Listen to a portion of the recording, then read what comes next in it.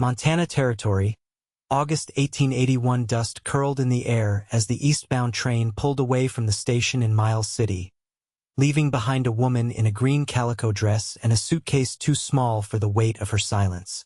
Delia Jameson stood still, her hands clenched at her sides. The wedding ring on her finger was gone, slipped off and shoved into the conductor's hand by her husband not 20 minutes ago. "You gave me no sons," he had said, loud enough for the porter and 3 passengers to hear. "You're no wife of mine." Then the train door had slammed shut, and the last thing she saw through the window was the back of his head already turned away. She did not cry. Not even when the station master avoided her eyes or when the wind tugged at her skirts like it was trying to carry her off somewhere else. "Ma'am," a voice said behind her, low and warm. Delia turned. A tall man stood a few yards away, a coil of rope slung over one shoulder, his hat in his hand. His shirt was sun-bleached, tucked into worn denims, and his boots were covered in trail dust. His face was tanned deep, his jaw strong under a few days' worth of stubble. "I saw what happened," he said. "Folks around here ain't used to seeing something like that." "I would hope not," she said stiffly. Her voice held. He glanced at her suitcase. "You got someone coming for you?" "No," she said. "There's no one." The man hesitated, then set his hat back on his head. "Name's Fletcher Jensen. I've got a small spread about 10 miles north of here. Not much, but it's mine. Got 2 hands working for me, and a widow who cooks. If you need a place to rest, just for a night or 2, I can offer that." Delia narrowed her eyes. "Why?" He met her gaze. "Because no decent man leaves a woman stranded like that. And because I would not feel right letting you sleep on a bench with night coming on." She looked down at her case. The weight of what had happened hadn't settled yet. "It might take days." "I will pay you for the stay," she said. "You will not," he replied, his voice steady. "You can ride with me in the wagon. It is a rough road, but I will take it slow." Delia nodded once. The wagon was old but solid, the kind built for hauling feed and fence posts. Fletcher helped her up without saying much, then climbed in beside her. The town fell away behind them, and the prairie opened wide, golden and endless beneath the lowering sun. They rode mostly in silence, the wheels creaking over dry ruts. After a while, he offered her a tin cup of water. "Where were you headed?" he asked. "We were moving to Dakota Territory." He had a cousin with a sawmill job near Bismarck. "You do not have family of your own?" "No," she said. "My father died 6 years ago. My mother when I was young." He nodded, respectful. A moment passed. "My wife died 4 years back," he said. "Fever took her quick. We had no children either." Delia glanced at him. He was not looking for pity, just telling her plain. The sun dipped low and the sky turned soft orange as they pulled up to a modest homestead. A single-story house with a small barn behind it, a few rows of corn stunted by the dry summer, and a chicken coop off to the side. An older woman with strong arms and a kind face stepped out of the house just as Fletcher reined in the horses. "Miss Delia, this is Mrs. Cray," Fletcher said. "She keeps the place running better than I do." Mrs. Cray gave Delia a once-over and nodded. "I will make up the spare room." Inside, the house was simple but clean. A braided rug lay across the floor, and the scent of stew simmering in the cast-iron kettle filled the air. Over dinner, Delia sat across from Fletcher, the lamplight catching the edge of his jaw as he chewed slowly. "You said your wife passed," she said after a while. "And no children." "That is right. Then you understand." He looked up and met her eyes. "More than you know." They did not speak again that night, but when she climbed into the spare bed, clean sheets tucked tight beneath her, she lay awake staring at the ceiling. The ring-shaped bruise of rejection pulsed quiet in her chest, but for the first time in days, she felt something else press against it, something like calm. The next morning, Delia woke early and found Fletcher already outside, mending a fence post near the barn. She walked up, her hair still pinned from sleep. "I would like to help," she said. He looked over at her. "You do not have to. I know. But I want to." He gave her the hammer, and she held the nail steady while he drove it in. By the end of the day, her palms ached, and her dress was dust-streaked. But she had not thought about the train once.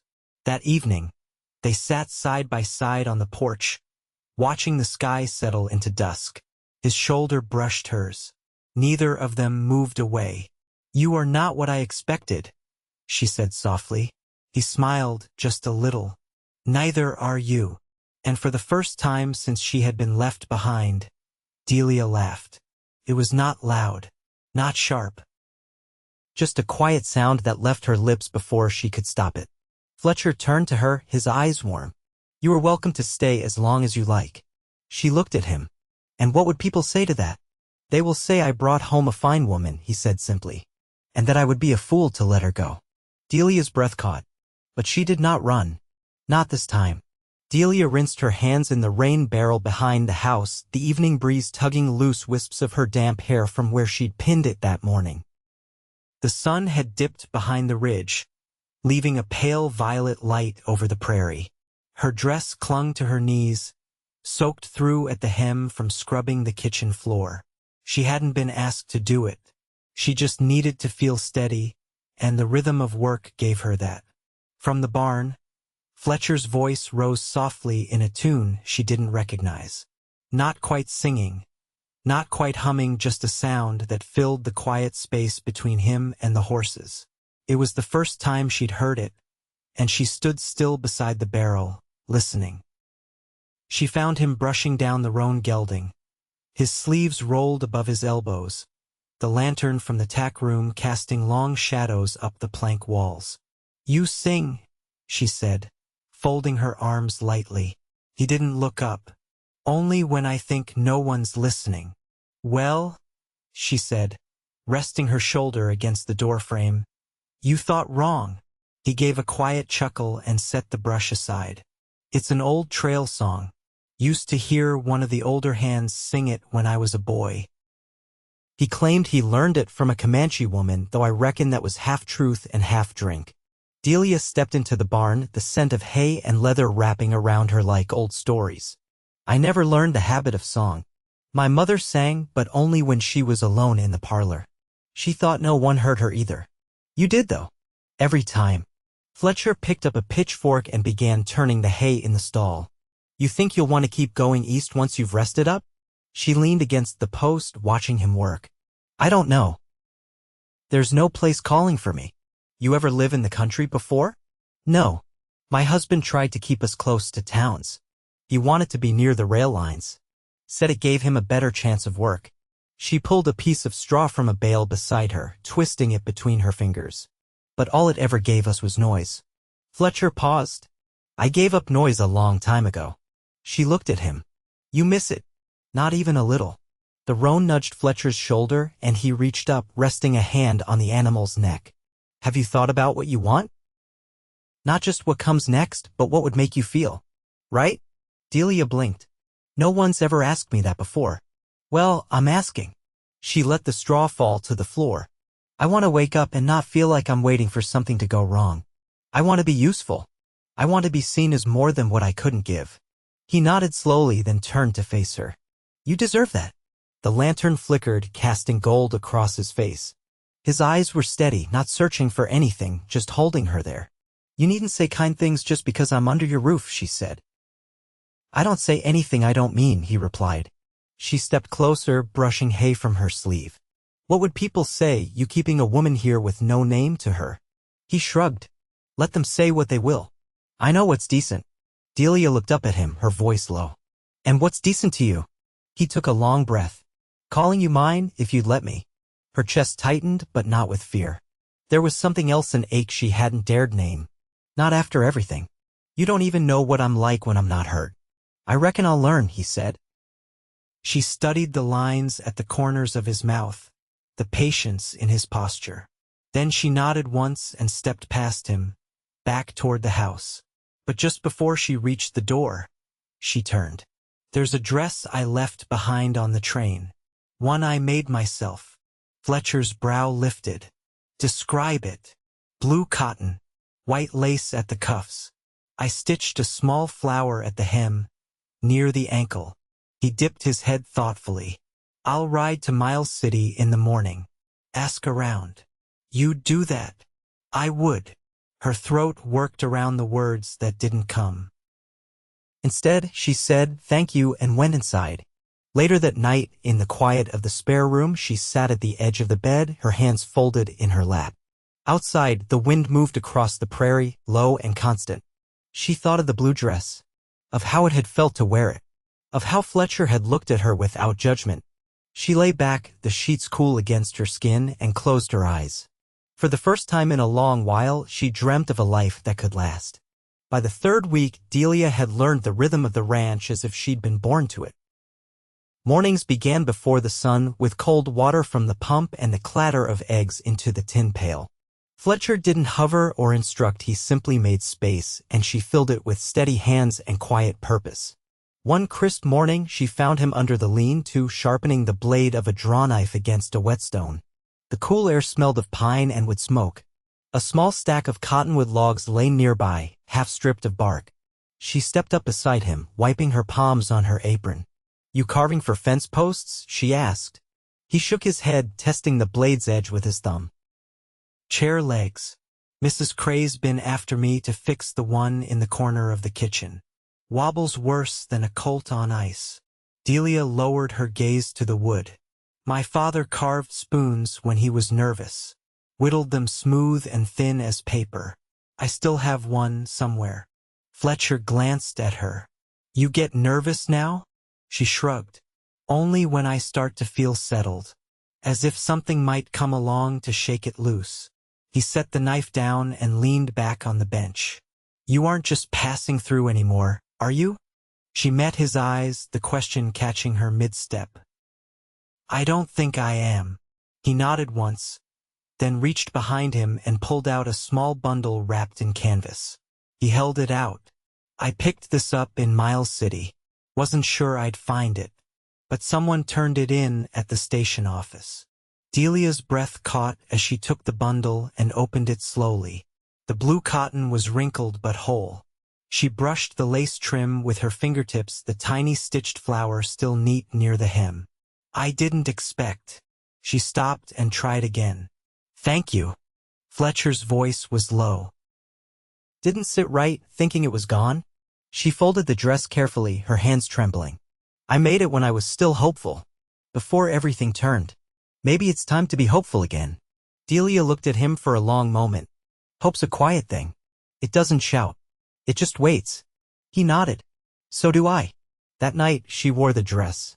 The kitchen lamp cast a soft glow as they ate beside the hearth, Mrs. Cray having left them with warm bread and a pot of lentils. Delia's hair was pulled back with a ribbon Fletcher hadn't seen before, and her posture held a stillness that felt earned rather than guarded. After the meal, she brought 2 tin mugs of coffee out to the porch where the stars had begun to show above the cottonwoods. The night was cool, but not cold. Fletcher accepted the mug and took a slow sip. You ever think about teaching? Delia tilted her head. Children? He nodded. We've got a schoolhouse 5 miles over. Teacher left last month to marry a merchant in Helena. Folks been taking turns watching the young ones, but it's no proper learning. She considered it. I used to read for hours. History mostly. My mother kept a ledger of words I didn't know and I'd look them up after supper. I haven't thought about that in years. You have the patience for it, he said. And the steadiness. She looked at him. What if they ask about my husband? About why I'm alone? Fletcher's eyes didn't waver. You're not alone. The words settled between them like a promise, not loud, but steady. Delia set her mug down and folded her hands in her lap. I can't offer you children, Fletcher. I didn't ask you for them. I know. But it's something I need to say out loud. You already said it. That day at the station. She looked away toward the dark line of hills. Then why are you still here? Because you stayed. She turned back to him, her voice quieter. Would you still want me if I never left this porch? If I just kept sitting here beside you like this? He shifted closer, his knee brushing hers. I'd build the whole house around this porch if that's what it took. Delia reached for his hand, fingers linking with his.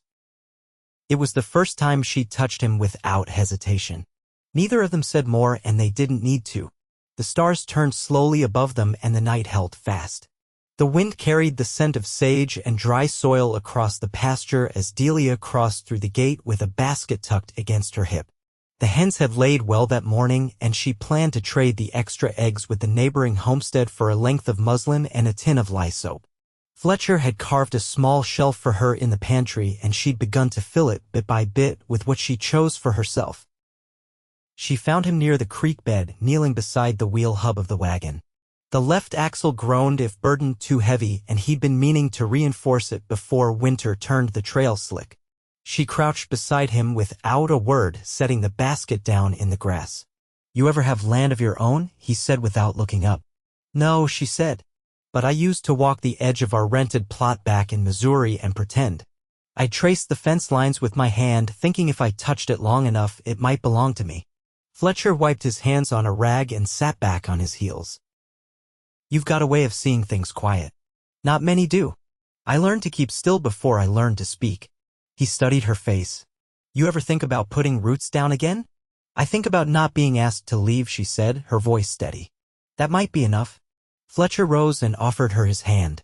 When she took it, he didn't let go right away. "There's a piece of land a half-mile west," he said. "Flat, with good drainage. I've left it alone these past years. Thought maybe someday I'd figure what to do with it." Delia met his eyes. "And now, I'd like to build another room on this house. Not for guests. Not for someday." Her breath caught, and her fingers curled around the handle of the basket. "You sure about that?" "I wouldn't say it if I wasn't." He stepped back as a hawk cried overhead, circling low over the ryegrass. She watched it until it vanished beyond the trees. "Then let's mark the corners," she said. "I'll fetch the twine." That afternoon, they walked the western edge of the property, the sun high and sharp above them. Fletcher carried a wooden stake, and Delia unspooled the twine from an old spool. They moved without rush, measuring each step, placing the stakes in the soil with small, deliberate taps of the mallet. When they reached the final corner, Fletcher stood behind her, his hand brushing her shoulder as he pointed out the view. "That ridge there, see how it rises just enough to catch the wind? You could plant beans along it. They'll climb strong where the sun hits longest." Delia smiled, not wide, but enough that her eyes softened. "You talk like this land listens." "It does," he said. Back at the house, Mrs. Cray handed Delia a folded letter with the postmark of Fort Benton. "Ryder dropped it with the dry goods," she said. "Didn't say who sent it." Delia opened it by the fire, the lamp flickering beside her. Her hands trembled only a little as she read. "What is it?" Fletcher asked, setting down the ledger he'd been marking. "My husband's cousin," she said. "He wrote to say that Anthony never arrived, that he'd wired back, wondering if I'd followed another train. He didn't know." Fletcher didn't speak right away. Then, "Do you want to answer him?" She folded the letter carefully. "No. I think if he wanted to know the truth, he would have asked it of me." He nodded. "Then let the truth stay here." At the end of the week, Fletcher brought home a carved cedar box. He hadn't said where he found it, but the grain was smooth and dark, the lid fitted with a simple brass latch.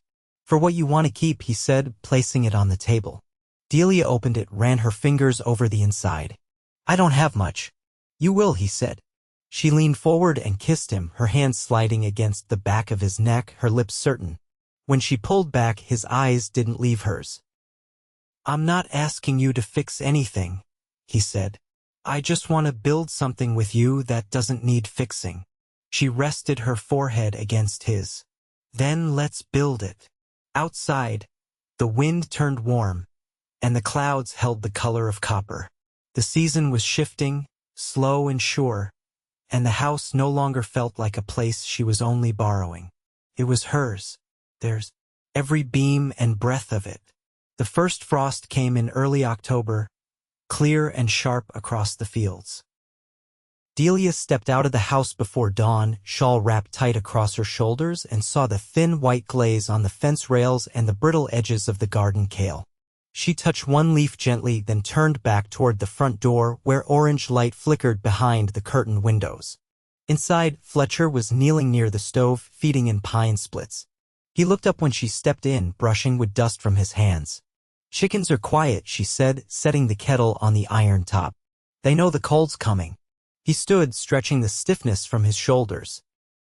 "I brought the root cellar doors in off their hinges last night. Need to carve a new set before the snow locks them in place." She nodded. "I'll be in after breakfast with the jars. We've still got apples to press and beans to dry." "I'll cut the kindling first," he said. "You'll need heat for canning." She paused, then added, "I've been thinking about the schoolhouse." He poured water into a tin basin, dipping a cloth to wipe his hands. "You want to teach?" "I do," she said. "But I'd want to do it right. Not just letters and sums.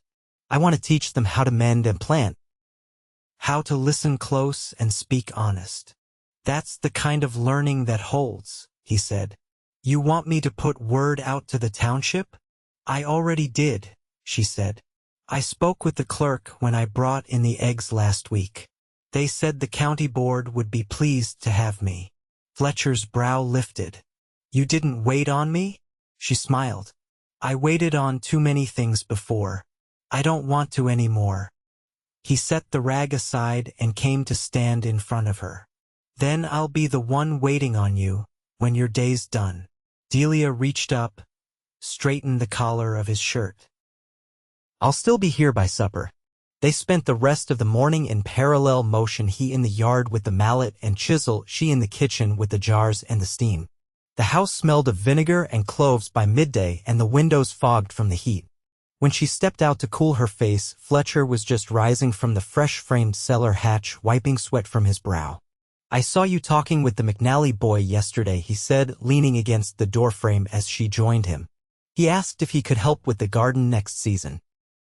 Said his mother works the loom and doesn't have time to teach him about planting." "You told him yes?" "I told him to bring his spade and clean boots." Fletcher chuckled, then looked toward the barn. "I've been thinking on something too." Delia tilted her head. "What is it?" He didn't answer right away. Instead, he stepped inside, returned with a small box wrapped in linen. He held it out. She took it, unwrapping the cloth carefully. Inside lay a simple brooch carved from polished walnut, shaped like a prairie lily. The grain shimmered in the sunlight, the edges smooth beneath her fingers. "I thought of iron or silver," he said. "But this felt more like you." Delia swallowed, her voice low. "It's beautiful. I carved it for our wedding day," he said. She looked up sharply. "I know we haven't said the words," he said. "But I've been living like they were already spoken. And I'd like to speak them proper, if you'll have me." Her breath caught, but she didn't hesitate. "Yes," she said.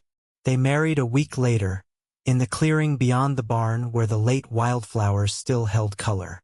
Mrs.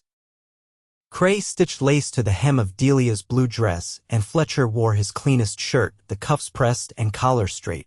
The township clerk came on horseback, bringing a Bible and a pen.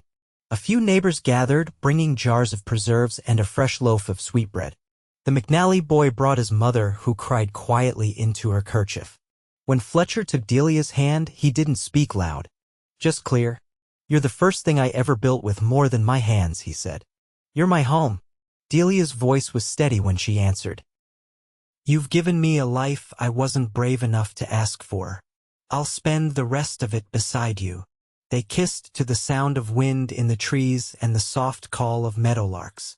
That winter, the schoolhouse reopened with Delia at the front, her chalk steady and her lessons thoughtful.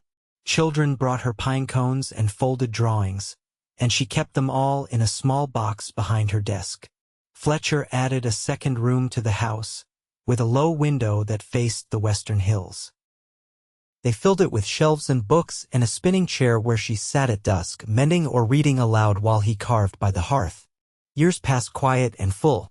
They planted rows of corn and strings of beans. The McNally boy grew tall and steady under Fletcher's watch and eventually took over a stretch of land to the east. Mrs. Cray passed on, her hands still strong to the end, and they buried her beneath the cottonwoods she'd loved. Delia grew silver at the temples, and Fletcher's back bent a little more each spring. But their days remained shared and sure fence lines walked side by side, bread baked with care, winters born with warmth. One late summer evening, Delia stood on the porch while Fletcher lit the lanterns. She turned to him, her voice soft with memory. "I never thought I'd live a quiet life," she said. He kissed her knuckles, the brooch pinned still to the dress she wore. "You didn't," he said. "You lived a true one, and that was all she ever needed."